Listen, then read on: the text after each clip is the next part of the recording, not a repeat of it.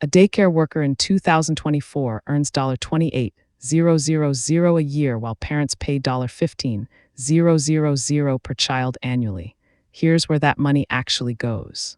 Let's follow the cash. A parent writes a $1,250 check for 1 month of infant care. That's $15,000 a year. Sounds like a lot, and it is. But before you blame the facility owner, we need to audit the labor line. Childcare isn't a factory, it's a ratio problem. Most states legally require 1 adult per 3 to 4 infants. That's not negotiable. It's a regulation born from the 1970s when child safety studies showed what happens when one caregiver watches 8 babies.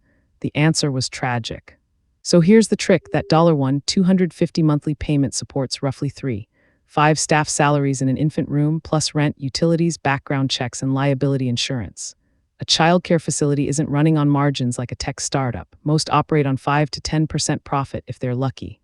The majority run at a loss and stay open because owners subsidize them. Why? Because demand is inelastic. Parents need care. They can't shop around like they do for groceries. Now let's look at what changed.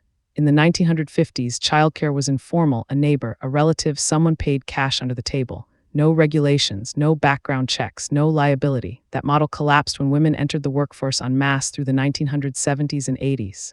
Suddenly, millions of families needed institutional care. Governments mandated safety standards. The informal economy couldn't scale. Professionalization meant compliance costs exploded. Here's what most people miss: childcare workers are dramatically underpaid relative to their qualifications. Many hold degrees. Most states now require CPR certification, first aid training, and continuing education. Yet median wages hover around $28,000 annually. That's lower than parking attendants in some cities. Why? Because we've collectively decided childcare is women's work. And women's work has always been undervalued in the labor market. The cost isn't high because workers are paid well. It's high because there's no way to deliver safe care cheaply. Add one more layer: societal demand is fragmented. Unlike public school, which consolidates demand into one system, childcare is split across private centers, family daycares, nanas, and subsidized programs. That fragmentation kills economies of scale. A public school with 500 kids negotiates supplier prices. A 30-child daycare center can't. It pays retail for everything: toys, food, cleaning supplies. The administrative burden is brutal. So when you ask why is childcare so expensive, the answer is regulatory mandates, labor economics, market fragmentation, and honest accounting. A facility charging $15,000 per child per year isn't price gouging. It's barely covering the cost of safe, legal operation.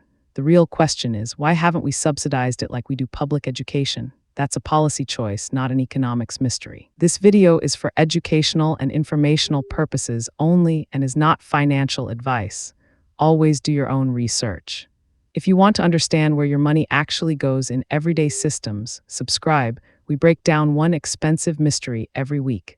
This video is for educational and informational purposes only and is not financial advice. Always do your own research.